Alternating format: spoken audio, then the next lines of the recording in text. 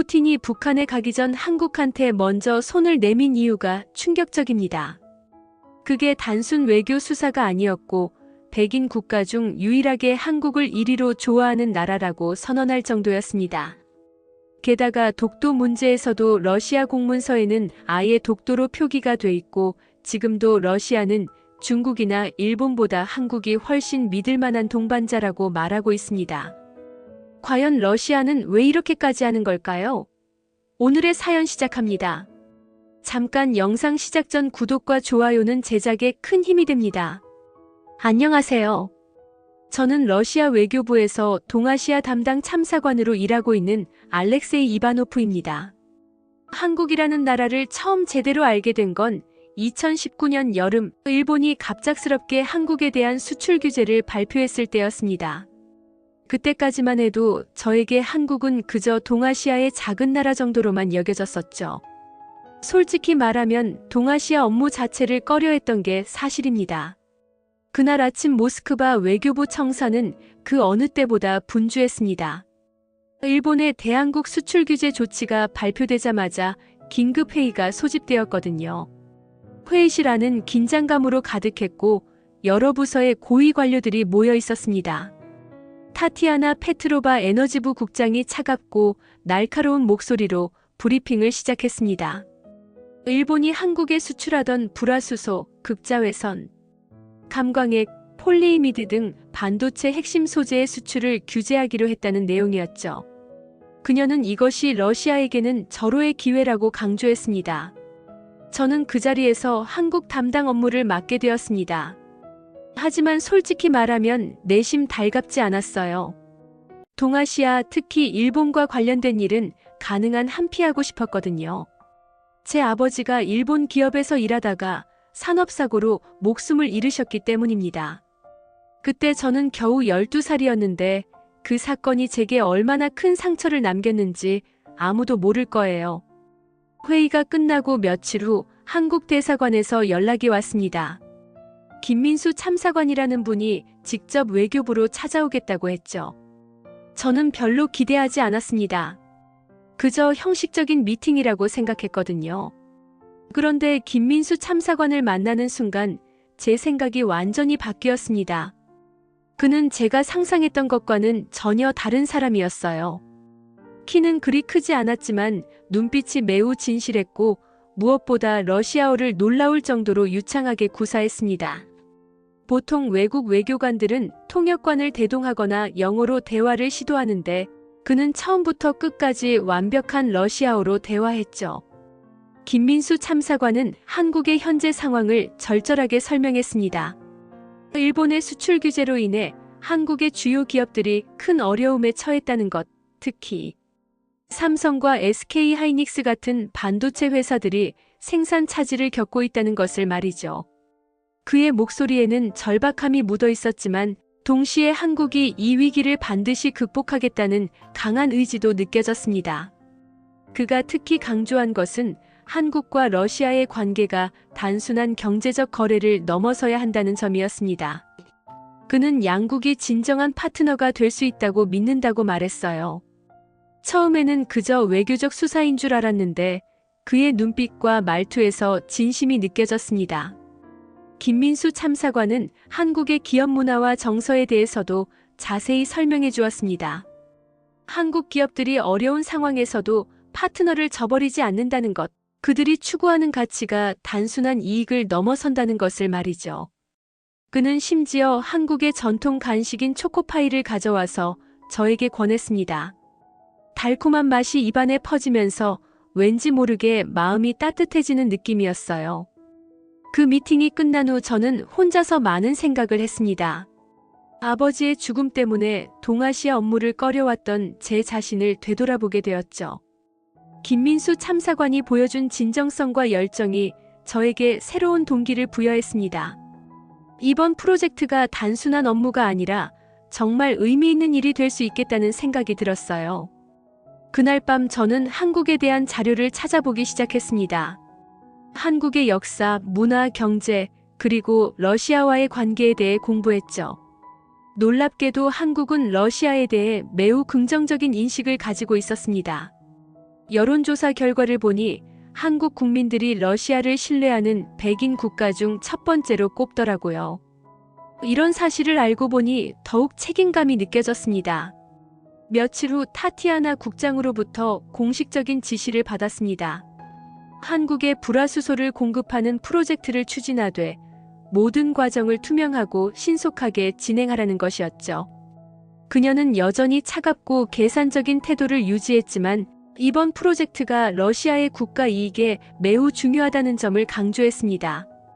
저는 이 프로젝트를 통해 개인적인 트라우마를 극복하고 동시에 러시아와 한국의 관계를 한 단계 발전시킬 수 있을 것이라는 기대를 품게 되었습니다. 김민수 참사관과의 만남은 제게 새로운 시작을 의미했어요. 이제 정말 중요한 일이 시작되는 것 같았습니다. 프로젝트가 본격적으로 시작되고 며칠 후 예상치 못한 방해꾼이 나타났습니다. 사토 히로시라는 일본 외교관이었죠. 그는 러시아 주재 일본 대사관의 경제 담당 참사관으로 겉보기에는 점잖고 예의 바른 사람처럼 보였지만 그 속내는 전혀 달랐습니다. 사토는 처음 제게 연락을 해왔을 때부터 뭔가 석연치 않았어요. 그는 한러 불화수소 공급 프로젝트에 대해 우려를 표명한다며 비공식 면담을 요청했습니다. 저는 외교적 예의상 그 요청을 받아들였지만 만나는 순간부터 불쾌감이 들었죠. 사토는 교묘하게 말을 돌리면서 이 프로젝트가 일본과 러시아의 관계에 악영향을 미칠 수 있다고 암시했습니다. 일본이 러시아에 투자하고 있는 여러 프로젝트들을 언급하며 은근히 압박을 가했죠. 그의 말투는 정중했지만 그 속에 담긴 위협의 의미는 명확했습니다. 더 충격적인 건 그가 제 아버지 이야기를 꺼낸 것이었습니다. 어떻게 알았는지 몰라도 그는 제 아버지가 일본 기업에서 일하다가 사고로 돌아가셨다는 사실을 알고 있었어요. 그리고는 마치 동정하는 듯한 어조로 말했죠. 이바노프 참사관, 당신의 아버지 일은 정말 안타까웠습니다. 하지만 그런 불행한 과거 때문에 현재의 중요한 판단을 그르치면 안 되겠죠. 그 순간 제 혈관에 차가운 얼음물이 흐르는 느낌이었습니다. 이것은 단순한 외교적 대화가 아니었어요. 사토는 제 약점을 정확히 파악하고 있었고 그것을 이용해 저를 압박하려 했습니다. 사토가 떠난 후 저는 아버지의 죽음에 대해 다시 생각해보게 되었습니다. 당시 일본 기업에서는 그저 불가피한 사고였다고 발표했었죠. 하지만 시간이 지나면서 여러 의혹들이 제기되었습니다. 안전 규정이 제대로 지켜지지 않았다는 증언도 있었고 회사 측이 사고 직후 증거를 인멸했다는 소문도 돌았어요. 그동안 저는 그런 의혹들을 애써 외면하려 했습니다. 진실을 파헤치는 것보다는 그냥 잊고 살아가는 게 낫다고 생각했거든요. 하지만 사토의 등장으로 인해 그 모든 기억들이 다시 수면 위로 떠올랐습니다. 며칠 후 더 심각한 일이 벌어졌습니다. 러시아 내 여러 일본계 기업들이 갑자기 불화수소 공급 프로젝트에 대해 우려를 표명하기 시작한 것이었죠.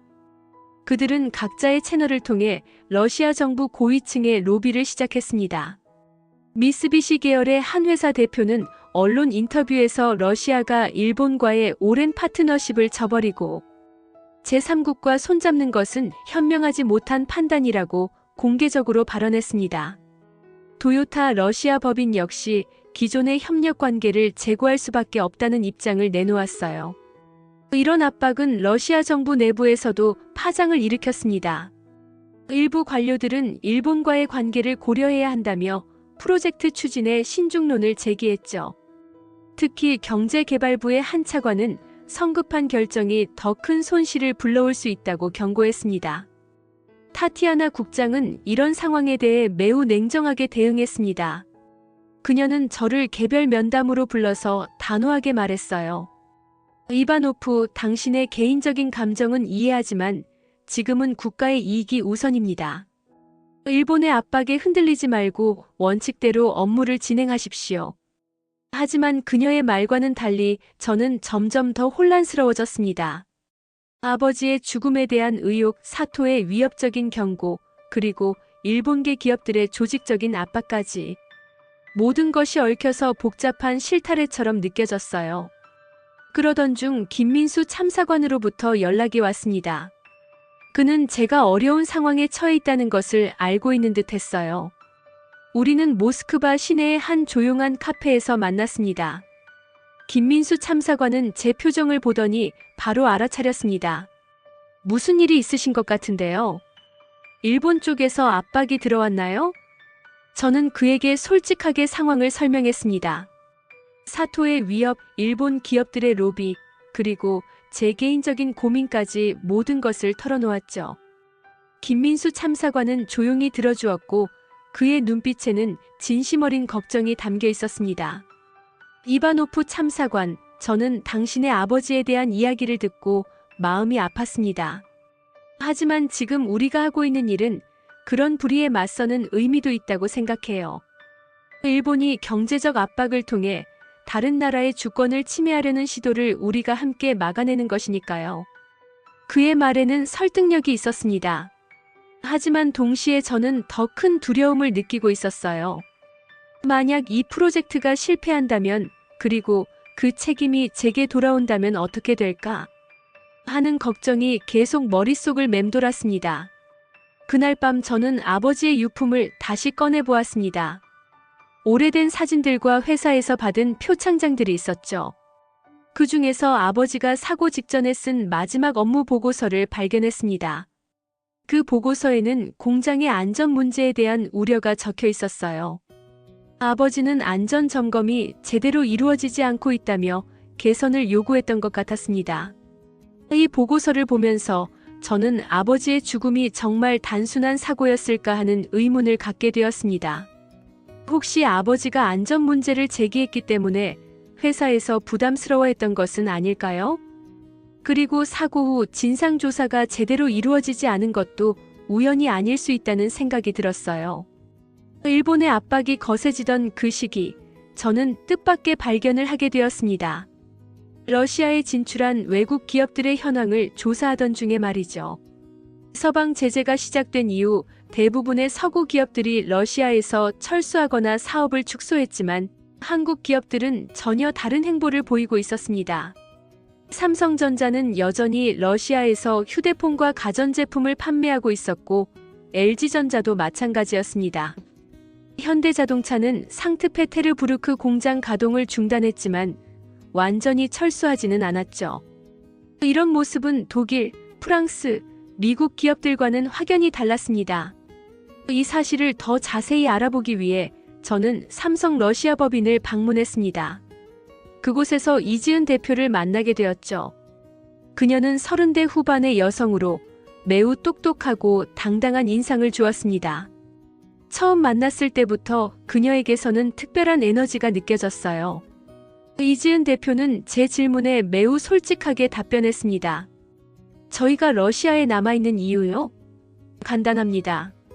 러시아 국민들이 저희를 믿고 사랑해 주셨기 때문입니다. 어려운 시기에 등을 돌리는 것은 한국 기업의 철학에 맞지 않아요. 그녀의 말에 따르면 삼성은 러시아 진출 초기부터 현지 사회에 대한 책임감을 느꼈다고 했습니다. 단순히 돈을 벌기 위한 시장이 아니라 함께 성장할 파트너로 여겼다는 것이죠. 그래서 제재 상황에서도 가능한 한 러시아 국민들에게 피해를 주지 않으려고 노력했다고 했습니다. 물론 쉽지 않은 결정이었어요. 본사에서도 많은 고민이 있었죠. 하지만 우리가 지금까지 러시아에서 쌓아온 신뢰와 관계를 저버릴 수는 없었습니다. 이것이 바로 한국 기업의 의리라고 생각해요. 이지은 대표의 말에서 의리라는 단어가 특히 인상 깊었습니다. 의는 단순한 경제적 계산을 넘어선 가치관의 문제였어요. 한국 기업들이 추구하는 것은 단기적인 이익이 아니라 장기적인 파트너십이었습니다. 김민수 참사관도 이런 한국 기업들의 특성에 대해 자세히 설명해 주었습니다.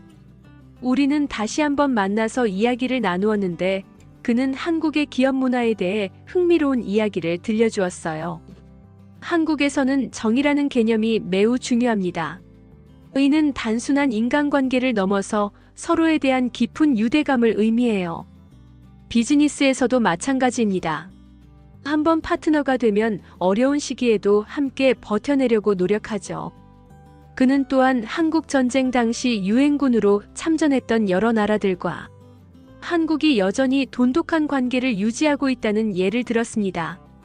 70여 년이 지난 지금도 한국은 그때의 도움을 잊지 않고 있다는 것이죠.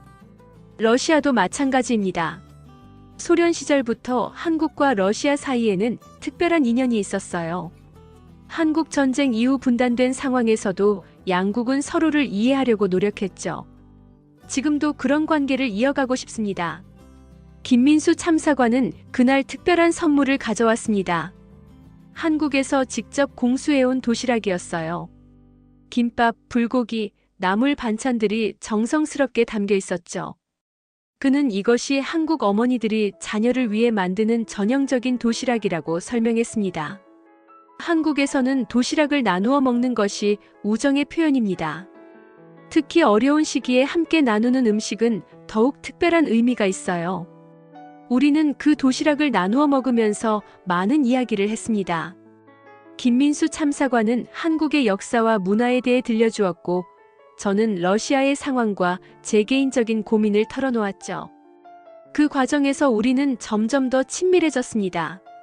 특히 인상적이었던 것은 그가 초코파이에 대해 들려준 이야기였습니다. 한국의 초코파이가 러시아에서도 인기가 높다는 것은 알고 있었지만 그 배경에 대해서는 자세히 몰랐거든요. 초코파이는 단순한 과자가 아니에요. 한국인들에게는 어린 시절의 추억이 담긴 특별한 간식이죠. 그리고 북한에서도 초코파이를 매우 좋아한다고 해요.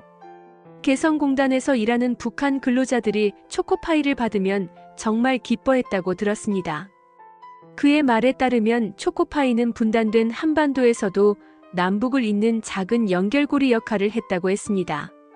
이런 이야기를 들으면서 저는 한국이라는 나라가 얼마나 따뜻한 정서를 가지고 있는지 느낄 수 있었어요. 며칠 후 저는 러시아 국민들의 한국에 대한 인식을 조사한 자료를 발견했습니다. 놀랍게도 한국은 러시아 국민들이 가장 호감을 갖는 백인이 아닌 아시아 국가였고, 심지어 일부 조사에서는 백인 국가들보다도 높은 순위를 차지하고 있었어요.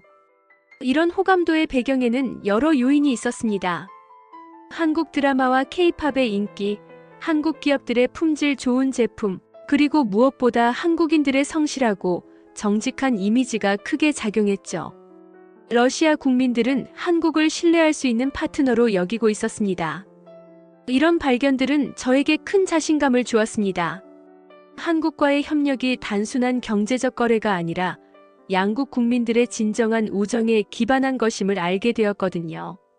사토와 일본 기업들의 압박에도 불구하고 우리가 추진하는 프로젝트는 충분히 의미 있고 가치 있는 일이었습니다. 타티아나 국장도 이런 자료들을 보고 나서 한국에 대한 인식을 조금씩 바꾸기 시작했습니다. 그녀는 여전히 냉정하고 계산적이었지만 한국의 신뢰성과 파트너십에 대해서는 인정하기 시작했어요. 한국 기업들의 행보를 보면 그들이 단순한 장사꾼이 아니라는 것을 알 수 있습니다. 진정한 파트너십을 추구하는 것 같아요. 이런 점에서 일본과는 확실히 다르네요.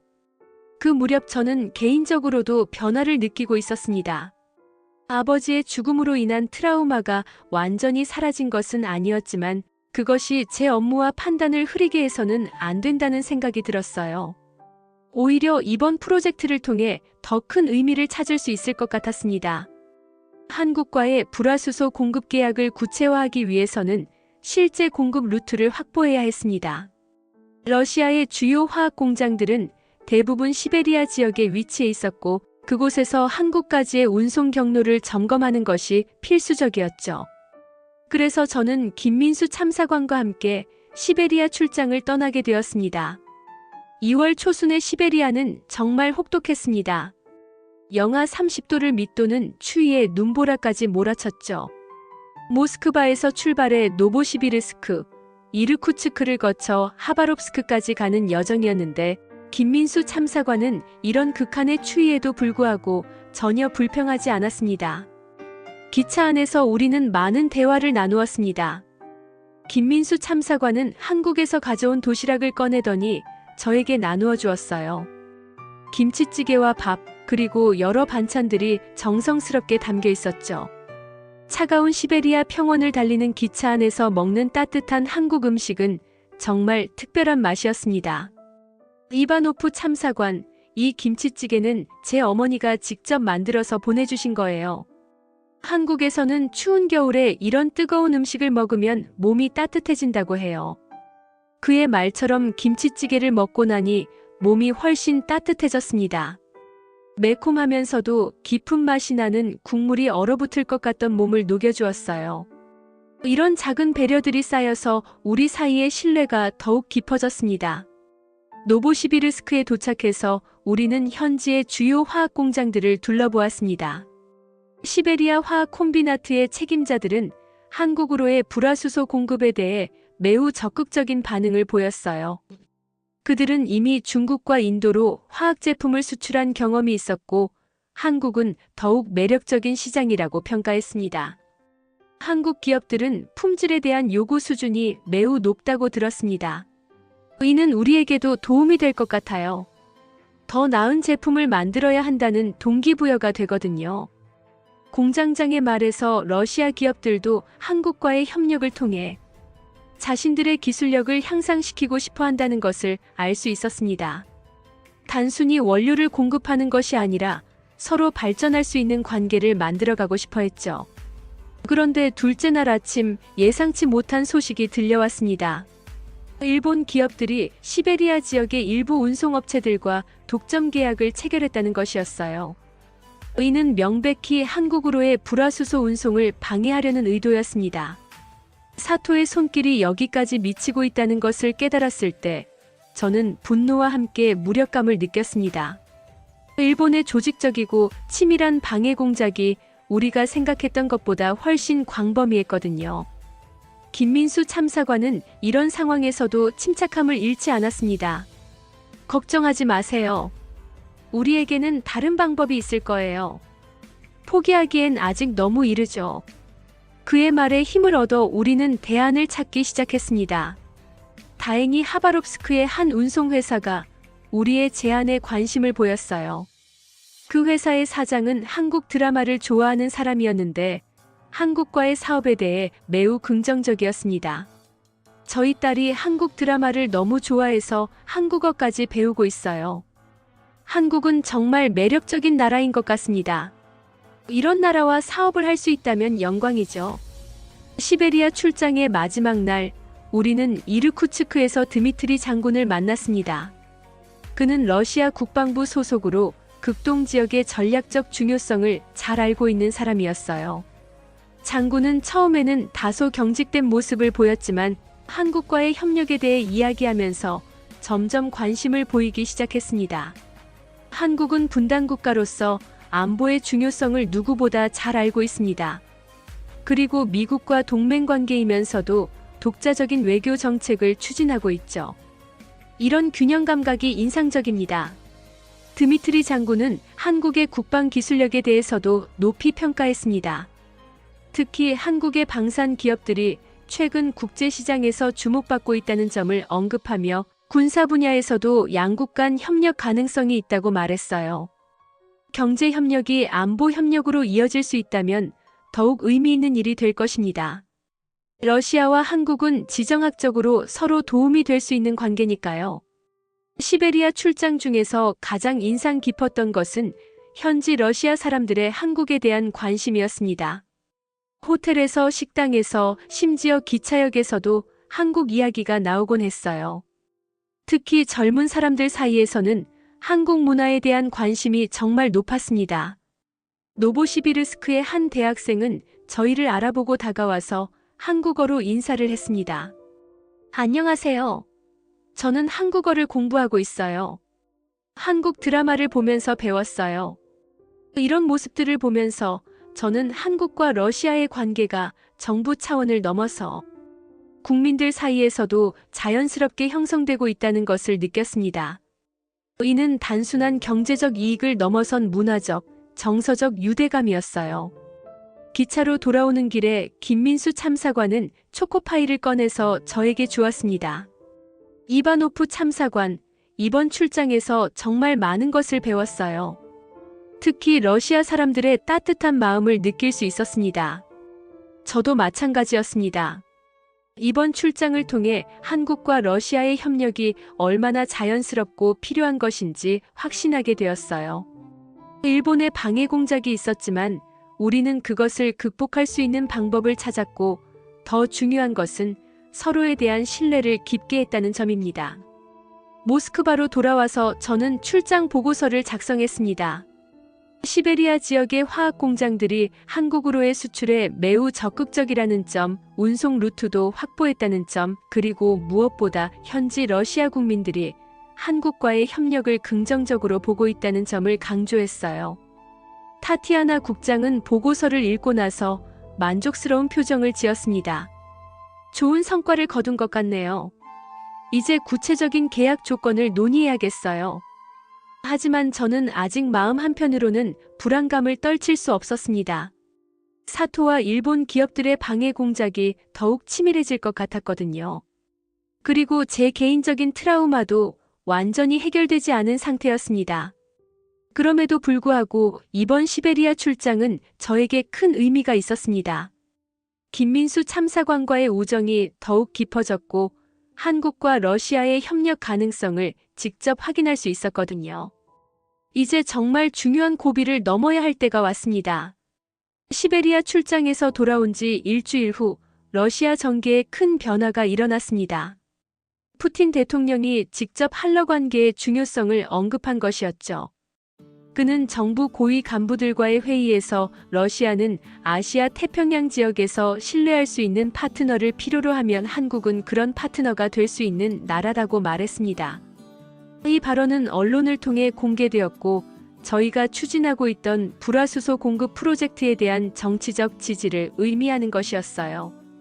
대통령의 이런 입장 표명은 그동안 일본의 압박으로 인해 주저했던 관료들에게도 명확한 신호가 되었습니다. 타티아나 국장은 이 소식을 들은 후 즉시 저를 불러서 말했습니다. 이바노프, 이제 우리에게 더 큰 책임이 주어졌습니다. 대통령께서 직접 언급하신 프로젝트를 성공적으로 완수해야 해요. 하지만 대통령의 지지에도 불구하고 내부적으로는 여전히 반대 의견이 있었습니다. 특히 일본과의 관계를 중시하는 일부 관료들은 성급한 결정이 더 큰 문제를 불러올 수 있다고 우려했어요. 외교부 내에서도 의견이 분분했습니다. 그런 상황에서 사토 히로시가 다시 저에게 연락을 해왔습니다. 이번에는 더욱 노골적인 위협이었어요. 그는 제 아버지의 사고에 대한 새로운 사실을 알고 있다며 만나자고 했습니다. 사토와의 두 번째 만남은 첫 번째보다 훨씬 긴장감이 돌았습니다. 그는 일본 기업이 작성한 사고 보고서 사본을 꺼내 보이며 말했어요. 이바노프 참사관, 당신의 아버지는 안전규정을 어기고 위험한 행동을 했습니다. 회사에서는 그분을 말리려고 했지만 듣지 않으셨죠. 이것이 공식적인 사고 경위입니다. 그 순간 저는 혈관이 얼어붙는 느낌이었습니다. 사토가 보여준 보고서에는 아버지가 마치 안전규정을 무시하고 무모한 행동을 한 것처럼 기록되어 있었어요. 하지만 제가 아는 아버지의 성격으로는 절대 그럴 리가 없었습니다. 하지만 이런 불행한 과거가 현재의 판단을 흐리게 해서는 안 되겠죠. 당신이 현명한 선택을 한다면 이런 자료들이 공개될 필요는 없을 겁니다. 사토의 말은 명백한 협박이었습니다. 한국과의 협력을 중단하지 않으면 아버지의 명예를 실추시키는 자료를 공개하겠다는 것이었죠. 그날 밤 저는 잠들지 못했습니다. 아버지의 명예와 현재의 업무 사이에서 괴로워했어요. 만약 사토가 그 자료를 공개한다면 아버지는 무능하고 무책임한 사람으로 기억될 것입니다. 하지만 그렇다고 해서 한국과의 협력을 포기할 수도 없었어요. 다음 날 아침 김민수 참사관으로부터 전화가 왔습니다. 그는 제 목소리에서 무언가 이상한 것을 느꼈는지 직접 만나자고 했어요. 우리는 모스크바 강변의 한 조용한 공원에서 만났습니다. 이바노프 참사관, 무슨 일이 있으신 것 같은데요? 얼굴이 많이 안 좋아 보여요. 저는 김민수 참사관에게 사토와의 만남에서 있었던 일을 털어놓았습니다. 그는 조용히 들어주었고 그의 눈빛에는 분노가 서려 있었어요. 정말 비열한 방법이네요. 하지만 이바노프 참사관, 당신의 아버지가 어떤 분이셨는지는 당신이 가장 잘 아시잖아요. 다른 사람들의 거짓말이 그 진실을 바꿀 수는 없어요. 김민수 참사관은 또한 한국의 입장에서 이번 협력이 얼마나 중요한지 다시 한번 강조했습니다. 일본의 수출 규제로 인해 한국의 많은 기업들이 어려움을 겪고 있습니다. 특히 중소기업들은 정말 절박한 상황이에요. 러시아의 도움이 절실합니다. 그는 또한 한국 정부의 입장을 전달했습니다. 한국 정부는 이번 협력을 통해 러시아와의 관계를 새로운 차원으로 발전시키고 싶어 합니다. 에너지, 과학기술, 문화 등 다양한 분야에서 협력을 확대하려고 해요. 이런 이야기를 들으면서 저는 개인적인 고민을 넘어서 더 큰 책임감을 느꼈습니다. 이것은 단순히 제 개인의 문제가 아니라 양국 관계의 미래가 걸린 문제였어요. 며칠 후 결정적인 순간이 왔습니다. 타티아나 국장이 긴급 회의를 소집한 것이었죠. 회의실에는 외교부, 에너지부, 경제개발부의 고위 관료들이 모여 있었습니다. 타티아나 국장은 엄숙한 표정으로 말했습니다. 여러분, 대통령께서 한러 협력 프로젝트에 대한 최종 결정을 내리셨습니다. 우리는 한국과의 불화수소 공급 계약을 추진하기로 했습니다. 그 순간 저는 안도감과 함께 무거운 책임감을 느꼈습니다. 이제 개인적인 고민을 뒤로하고 국가적 사명을 완수해야 했어요. 회의가 끝난 후 저는 혼자서 많은 생각을 했습니다. 사토의 위협과 협박에 굴복하지 않기로 결심했어요. 아버지의 진실한 모습을 제가 알고 있고 그것이 가장 중요한 것이었습니다. 그날 저녁 저는 김민수 참사관에게 전화를 걸어 소식을 전했습니다. 좋은 소식이 있습니다. 우리 프로젝트가 공식적으로 승인되었어요. 김민수 참사관의 기쁨이 전화기 너머로 전해졌습니다. 정말 감사합니다, 이바노프 참사관. 당신의 용기와 결단력이 없었다면 불가능했을 일이에요. 그는 또한 흥미로운 정보를 하나 더 알려주었습니다. 참고로 최근 러시아 국민들을 대상으로 한 여론조사에서 한국이 러시아가 신뢰하는 백인 국가들 중에서도 상위권에 랭크되었다고 해요. 이는 정말 놀라운 결과입니다. 이런 사실을 알고 나니 저는 더욱 확신을 갖게 되었습니다. 우리가 추진하는 협력이 단순한 경제적 거래가 아니라 양국 국민들의 진정한 우정에 기반한 것임을 다시 한번 깨달았어요. 그 무렵 또 다른 의미 있는 사건이 발생했습니다. 러시아에서 제작된 세계 지도에 독도가 한국 영토로 표기되었다는 소식이 전해진 것이었죠.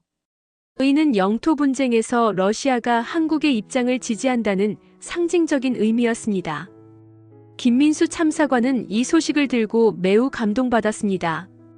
이바노프 참사관, 이런 작은 배려들이 한국 국민들에게는 정말 큰 의미가 있어요. 러시아가 한국의 주권을 인정하고 지지한다는 것을 보여주는 거니까요. 이제 저는 개인적인 트라우마를 극복하고 진정한 외교관으로서의 사명을 다하기로 결심했습니다. 사토의 위협이나 일본의 압박에 굴복하지 않고 러시아와 한국의 우정을 위해 최선을 다하겠다고 다짐했어요. 하지만 아직 가야 할 길이 멀었습니다. 일본의 방해 공작은 더욱 치밀해질 것이고 실제 계약 체결까지는 많은 난관이 기다리고 있었어요. 그럼에도 불구하고 저는 이번 일을 통해 더 큰 성장을 이룰 수 있을 것이라 믿었습니다. 한러 불화수소 공급 프로젝트가 공식 승인된 후 일본의 반발은 예상보다 훨씬 격렬했습니다. 사토 히로시는 더 이상 은밀한 압박에만 의존하지 않고 공개적으로 움직이기 시작했어요. 일본 정부는 러시아에 대한 경제 협력 재검토를 시사하며 강력한 압박을 가해왔습니다. 가장 먼저 타격을 받은 것은 사할린 가스 프로젝트였습니다. 일본 기업들이 투자를 중단하겠다고 위협했고 이미 진행 중인 몇몇 에너지 협력 사업들도 차질을 빚기 시작했어요. 러시아 정부 내에서는 이런 경제적 손실에 대한 우려의 목소리가 높아졌습니다. 경제개발부의 한 차관은 공개적으로 한국과의 협력으로 인한 이익보다 일본과의 갈등으로 인한 손실이 더 클 수 있다고 발언했습니다. 이런 분위기 속에서 일부 관료들은 프로젝트 재검토를 요구하기 시작했어요. 타티아나 국장도 이런 압박을 무시할 수 없었습니다.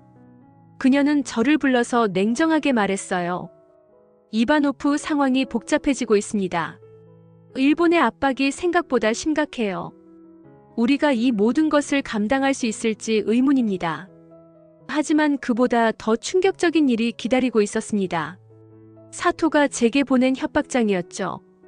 그는 아버지의 사고에 대한 새로운 증거를 확보했다며 이를 러시아 언론에 공개하겠다고 위협했습니다. 편지에는 이런 내용이 적혀 있었어요. 이바노프 참사관, 당신의 아버지 알렉산드르 이바노프는 안전규정을 고의로 위반했으며 그로 인해 다른 동료들까지 위험에 빠뜨렸습니다. 이런 사실이 공개된다면 당신의 가문은 러시아에서 영원히 치욕을 당할 것입니다. 그 편지를 읽는 순간 저는 온몸이 떨렸습니다. 아버지의 명예가 땅에 떨어질 수도 있다는 두려움과 분노가 동시에 밀려왔어요. 사토는 정말로 비열한 방법을 사용하고 있었습니다. 한편 한국 쪽에서도 상황이 악화되고 있었습니다. 이지은 삼성 러시아 법인 대표로부터 긴급 연락이 왔어요. 일본 기업들이 러시아 내 한국 기업들에 대한 견제를 강화하고 있다는 소식이었습니다. 이바노프 참사관, 저희가 정말 어려운 상황에 처했습니다. 일본 기업들이 러시아 정부에 로비를 하고 있어요. 한국 기업들의 사업 허가를 재검토하라고 압박하고 있다고 해요. 이지은 대표의 목소리에는 걱정이 묻어 있었지만 동시에 굴복하지 않겠다는 의지도 느껴졌습니다. 하지만 저희는 포기하지 않을 겁니다. 러시아 국민들이 저희를 믿고 사랑해 주셨는데 어려운 시기에 등을 돌릴 수는 없어요. 그녀는 또한 한국 본사의 입장을 전달했습니다. 본사에서는 러시아 시장을 포기하지 말라고 지시했어요. 비록 당장은 어려움이 있더라도 장기적으로 러시아와의 관계가 더 중요하다고 판단하고 있습니다. 이런 이야기를 들으면서 저는 한국 기업들의 의리와 신념에 다시 한번 감동받았습니다. 그들은 경제적 손실을 감수하면서도 러시아와의 약속을 지키려 하고 있었어요. 김민수 참사관도 비슷한 어려움을 겪고 있었습니다. 그는 한국 정부로부터 프로젝트를 반드시 성사시키라는 강한 압박을 받고 있었어요. 동시에 러시아 내의 반대 여론과 일본의 방해 공작 때문에 매일 긴장의 연속이었습니다. 이바노프 참사관, 솔직히 말하면 저도 많은 압박을 받고 있어요. 한국에서는 이번 프로젝트가 일본의 수출 규제에 대응하는 핵심 전략이라고 보고 있거든요.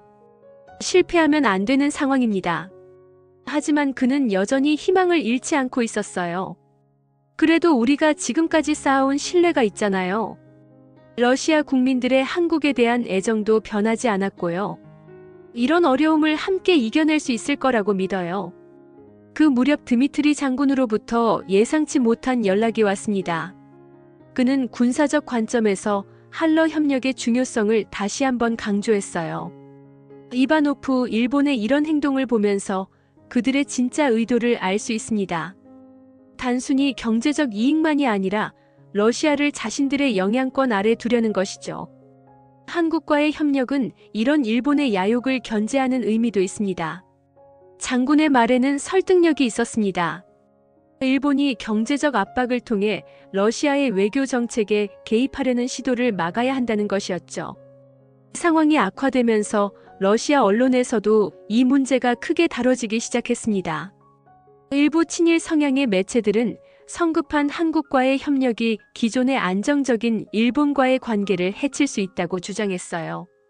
반면 다른 매체들은 일본의 경제적 압박에 굴복해서는 안 된다며 반대 논조를 펼쳤습니다. 여론도 분열되기 시작했고 이는 프로젝트 추진에 더 큰 장애가 되었어요. 이런 혼란스러운 상황에서 저는 개인적으로도 큰 고민에 빠졌습니다. 사토의 협박이 계속되고 있었고 아버지의 명예를 지키면서 동시에 국가적 사명을 완수해야 하는 딜레마에 처했어요. 어느 날 밤 저는 아버지의 유품을 다시 꺼내보았습니다. 그 중에서 아버지가 마지막으로 쓴 일기를 발견했어요. 그 일기에는 회사의 안전 문제에 대한 우려와 함께 동료들의 안전을 지키겠다는 아버지의 의지가 적혀 있었습니다. 오늘도 공장에서 안전 규정이 제대로 지켜지지 않고 있다. 회사 측에 여러 번 건의했지만 비용 문제를 이유로 미뤄지고 있다. 하지만 포기할 수 없다. 동료들의 생명이 걸린 문제이기 때문이다. 이 일기를 읽으면서 저는 아버지가 얼마나 책임감 있는 사람이었는지 다시 한번 깨달았습니다. 사토가 주장하는 것과는 정반대로 아버지는 안전을 위해 끝까지 싸우신 분이었어요. 그 순간 저는 결심을 굳혔습니다. 아버지의 진실한 모습을 제가 알고 있는 한 사토의 거짓 협박에 굴복할 이유가 없었어요. 오히려 아버지의 정신을 이어받아 옳은 일을 끝까지 해내야 한다고 생각했습니다. 하지만 상황은 계속 악화되고 있었습니다. 일본의 압박은 더욱 조직적이고 치밀해졌고 러시아 내부의 반대 여론도 커지고 있었어요. 정말로 폭풍전야의 분위기였습니다. 이제 결정적인 순간이 다가오고 있었어요. 모든 것이 절망적으로 보이던 그때 뜻밖의 전환점이 찾아왔습니다. 김민수 참사관이 긴급히 저를 찾아온 것이었어요. 그의 표정에는 흥분과 분노가 동시에 섞여 있었습니다. 이바노프 참사관, 중요한 정보를 입수했습니다. 당신의 아버지 사건에 대한 진실이 밝혀질 수 있을 것 같아요. 김민수 참사관이 가져온 자료는 놀라운 것이었습니다. 한국의 한 조사기관이 과거 일본 기업들의 해외 안전사고 사례를 조사하던 중 제 아버지가 일했던 회사의 내부 문서를 발견한 것이었어요. 그 문서에는 충격적인 내용이 담겨 있었습니다. 회사 측이 비용 절감을 위해 안전 장비 교체를 미뤘고 러시아 직원들의 안전 개선 요구를 무시했다는 것이었죠. 더욱 놀라운 것은 아버지가 사고 직전까지 이런 문제점들을 지적하며 개선을 요구했다는 기록이었습니다. 보십시오. 여기에 당신의 아버지가 작성한 안전 개선 요구서가 있어요. 사고 발생 일주일 전에 작성된 것입니다. 아버지는 안전 규정을 어긴 것이 아니라 오히려 지키려고 노력하신 분이었어요. 이 문서들을 보면서 저는 분노와 안도감이 동시에 밀려왔습니다. 아버지는 제가 알고 있던 그대로 책임감 있고 정직한 사람이었어요. 사토가 보여준 조작된 보고서는 진실을 은폐하기 위한 거짓 증거였던 것입니다. 김민수 참사관은 계속해서 설명했습니다. 더 중요한 것은 이 사건이 당신의 아버지만의 문제가 아니라는 점입니다. 그 회사는 여러 나라에서 비슷한 방식으로 현지 직원들을 희생양으로 삼았어요. 비용 절감을 위해 안전을 소홀히 하고 사고가 나면 현지 직원들의 책임으로 돌리는 패턴이 반복되었습니다. 이런 진실을 알게 된 저는 더 이상 사토의 협박을 두려워할 이유가 없었습니다. 오히려 제가 가진 증거로 그의 거짓말을 폭로할 수 있게 되었어요. 그날 오후 저는 사토에게 직접 연락했습니다. 사토 씨, 당신과 만나서 중요한 이야기를 해야겠습니다. 사토는 자신만만한 목소리로 답했어요. 좋습니다. 현명한 결정을 내리셨기를 바랍니다. 우리는 모스크바 시내의 한 호텔에서 만났습니다. 사토는 여전히 교활한 미소를 지으며 제게 말했어요. 이바노프 참사관, 드디어 현실을 받아들이기로 하셨나요? 한국과의 협력을 포기하고 일본과의 관계를 중시하는 것이 모든 면에서 현명한 선택입니다. 하지만 이번에는 제가 준비한 것이 있었습니다. 저는 김민수 참사관이 가져온 문서들을 테이블 위에 놓으며 말했어요. 사토 씨, 이번에는 제가 당신에게 보여드릴 것이 있습니다. 제 아버지 사건에 대한 진실 말입니다. 사토의 표정이 순간적으로 굳어졌습니다. 그는 문서들을 훑어보더니 당황한 기색을 숨기려 했어요. 이바노프 참사관, 이런 자료들은 신뢰할 수 없습니다. 누가 조작했을지 모르는 일이죠. 하지만 저는 침착하게 답했습니다. 이 문서들은 당신들 회사의 공식 기록입니다. 일본 법원에서도 증거로 채택될 수 있는 자료들이에요. 제 아버지는 안전 규정을 어긴 것이 아니라 오히려 지키려고 노력했던 분입니다. 사토는 더 이상 자신만만한 모습을 유지할 수 없었습니다. 그는 잠시 침묵하더니 다른 방법으로 협박을 시도했어요. 그렇다면 어떻게 하시겠습니까? 이 자료들을 공개해서 과거의 상처를 다시 들춰내시겠어요? 그것이 당신이나 러시아에게 도움이 될까요? 하지만 저는 이미 결심을 굳혔습니다. 사토시, 진실은 언제나 거짓보다 강합니다. 제가 두려워해야 할 것은 당신의 협박이 아니라 진실을 외면하는 것입니다. 그 순간 사토의 모든 가면이 벗겨졌습니다. 그는 화를 내며 말했어요. 이바노프, 당신은 큰 실수를 하고 있습니다. 일본을 적으로 돌리는 것이 러시아에게 얼마나 큰 손실인지 알고 있습니까? 저는 냉정하게 답했습니다. 사토시, 진정한 파트너는 협박이나 압박으로 관계를 유지하지 않습니다. 상호 존중과 신뢰를 바탕으로 합니다. 한국이 바로 그런 파트너예요. 그날 이후 상황은 급격히 변하기 시작했습니다. 아버지 사건의 진실이 밝혀지면서 저는 개인적인 트라우마를 극복할 수 있었어요. 더 이상 과거의 상처에 얽매이지 않고 현재의 사명에 집중할 수 있게 되었습니다. 한편 한국 정부는 러시아와의 협력을 더욱 적극적으로 추진하기 시작했습니다.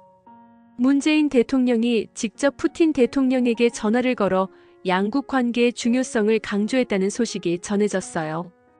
양국이 어려운 시기에 서로 도움을 주고받는 것이 진정한 우정입니다.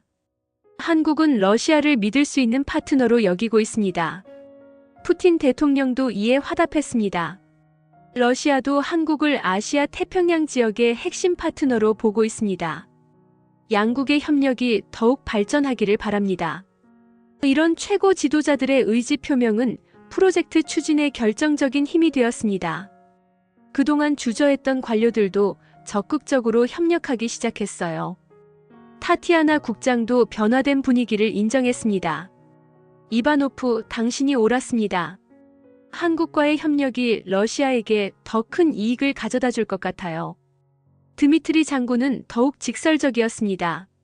일본의 비열한 방법을 보면서 그들의 진짜 모습을 알 수 있었습니다. 한국이 훨씬 더 신뢰할 수 있는 파트너예요. 마침내 한러 불화수소 공급 계약이 공식적으로 체결되었습니다. 조인식에는 양국의 고위 관료들이 참석했고 저와 김민수 참사관도 그 자리에 있었어요. 계약서에 서명하는 순간 저는 벅찬 감정을 느꼈습니다.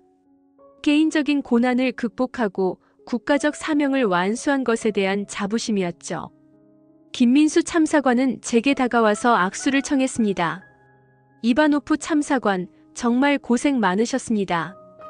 당신의 용기와 신념이 없었다면 불가능했을 일이에요. 저도 그에게 진심을 담아 답했습니다. 김 참사관, 당신의 진정성과 끈기가 저에게 큰 힘이 되었습니다.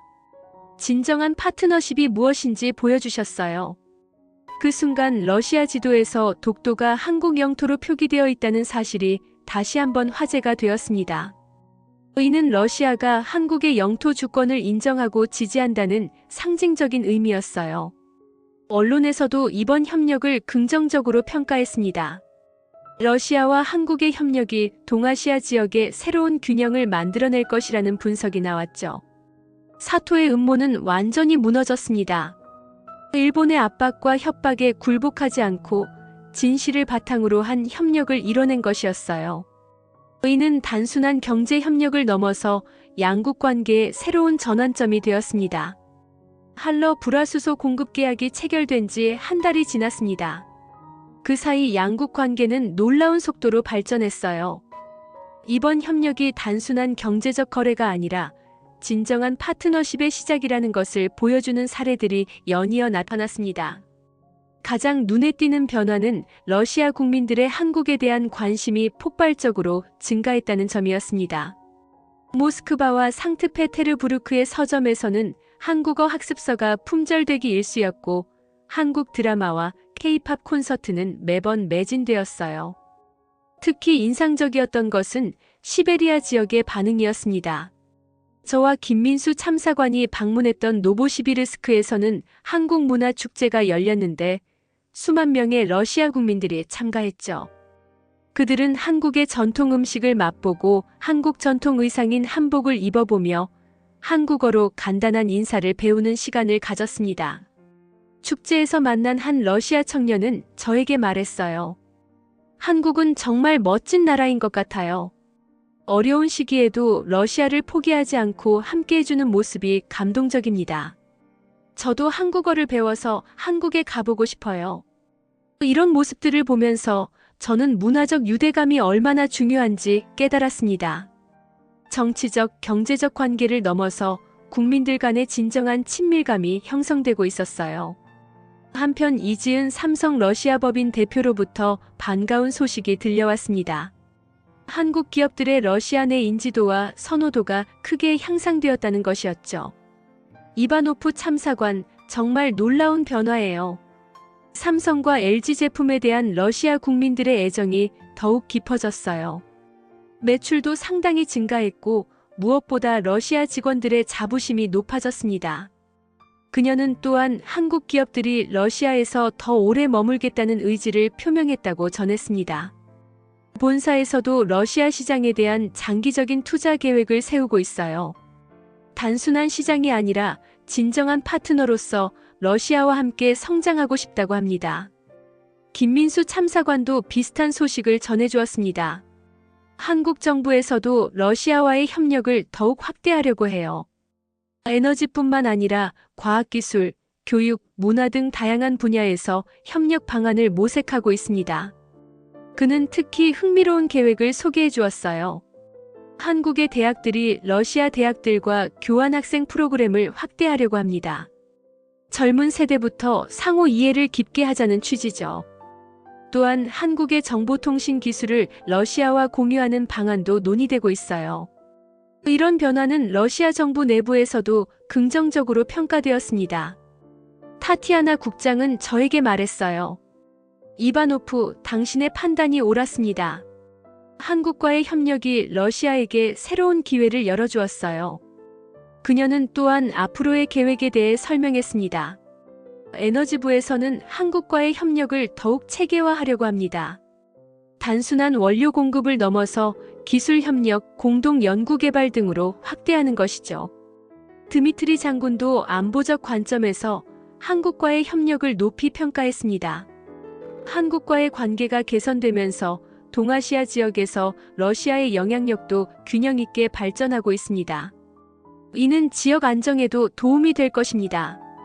가장 상징적인 변화는 초코파이의 인기였습니다. 러시아 전역에서 초코파이가 우정의 상징으로 여겨지기 시작했어요. 친구들과 만날 때, 가족들과 시간을 보낼 때, 사람들은 초코파이를 나누어 먹으며 한국을 떠올렸습니다. 모스크바의 한 초등학교에서는 한국 알기 시간을 만들어 아이들에게 한국 문화를 소개하고 있었어요. 아이들은 한국의 전통 놀이를 배우고 한국 동요를 부르며 한국 음식을 만들어보는 시간을 가졌죠. 한 초등학생은 제게 한국어로 인사를 하며 말했어요. 안녕하세요. 저는 한국을 좋아해요. 나중에 커서 한국에 가서 친구들을 많이 사귀고 싶어요. 이런 모습들을 보면서 저는 진정한 외교가 무엇인지 깨달았습니다.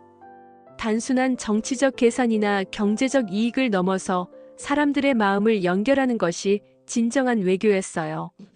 개인적으로도 저는 큰 변화를 경험했습니다. 아버지의 죽음으로 인한 트라우마를 완전히 극복하고 동아시아 업무에 대한 거부감도 사라졌어요. 오히려 이 지역의 평화와 협력을 위해 더 많은 기여를 하고 싶다는 의욕이 생겼습니다. 김민수 참사관과의 우정도 더욱 깊어졌습니다. 우리는 이제 단순한 업무 관계를 넘어서 진정한 친구가 되었어요. 그는 저에게 한국의 진정한 가치를 알려주었고, 저는 그에게 러시아의 깊은 매력을 보여주었습니다. 어느 날 저녁 우리는 모스크바 강변에서 산책을 하며 이야기를 나누었습니다. 이바노프 참사관, 처음 만났을 때와 지금을 비교하면 정말 많은 것이 변했네요. 그때는 서로 조심스러워했는데 지금은 마치 오래된 친구 같아요. 저도 그의 말에 동감했습니다. 김 참사관, 당신을 통해 한국의 진정한 모습을 알게 되었어요. 한국 사람들의 따뜻한 마음과 진정성을 직접 경험할 수 있었죠. 그는 또한 앞으로의 계획에 대해 말했어요. 저는 앞으로도 한러 관계 발전을 위해 계속 노력하고 싶습니다. 이번 협력이 끝이 아니라 새로운 시작이라고 생각해요. 며칠 후 저는 러시아 외교부에서 공식적인 표창을 받았습니다. 한러 관계 발전에 기여한 공로를 인정받은 것이었죠. 시상식에서 외교부 장관은 저에게 말했어요. 이바노프 참사관, 당신의 헌신과 노력이 러시아와 한국의 우정을 한 단계 발전시켰습니다. 이는 단순한 외교적 성과가 아니라 양국 국민들의 마음을 이어준 의미 있는 일입니다. 시상식이 끝난 후 저는 한국어를 배우기 시작했습니다. 김민수 참사관이 선생님이 되어 저에게 한국어를 가르쳐 주었어요. 처음에는 발음이 어려웠지만 점차 간단한 대화를 할 수 있게 되었습니다. 마침내 모든 프로젝트가 성공적으로 완료되었습니다.